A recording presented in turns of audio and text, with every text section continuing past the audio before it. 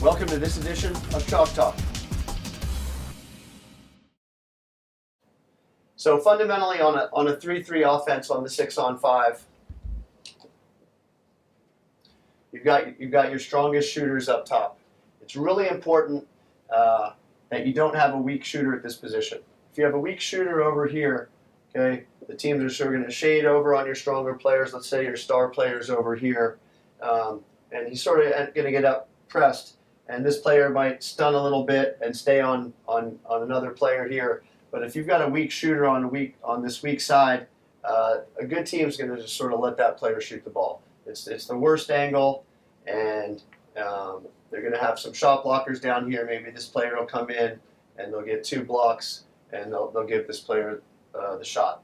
Okay, so if you don't have 3 good shooters, it's really hard, and you've got to sort of make this player keep the other team honest. Okay, so if you have a lefty that isn't a strong shooter, you've got to make sure you're telling that player to look like they're about to shoot any moment. So it's sort of you really got to keep the other team honest on this. Okay, a good place if you have weaker players in the pool, okay, is on the bottom line, and you can always sort of go back and forth between a 4-2 and a 3-3. So you have a strong star player here who everyone knows is maybe your best shooter, and he's being pressed. It's really important not just to stay in this one position.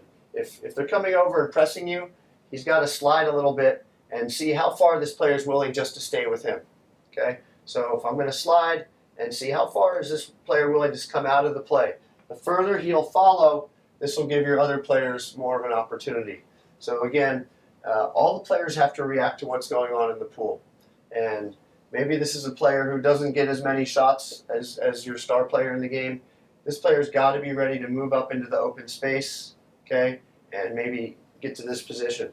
If this player still stays here, okay, then we're going to have a golden opportunity. Maybe this player will come back here, and then this player's got to move up, and then we'll see how long this player wants to stay here. If he starts staying, you can slide, and then you can get a really good shot from your 3rd or 4th option. If you start to slide, and this player thinks this is too far to go and starts to come back, okay, and maybe cheats a little bit too much, then you can jump in and hit your top player and get him open, okay?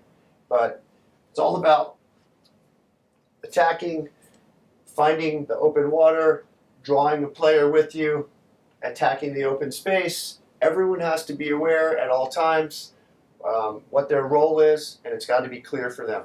So before you set up a 3-3 or you set up a 4-2, the coach should be going over with the players what their roles and responsibilities are, and each player should know fundamentally, not 5 or 6 steps, but 1 or 2 steps ahead, what they should do if the other team is reacting on defense in a certain way.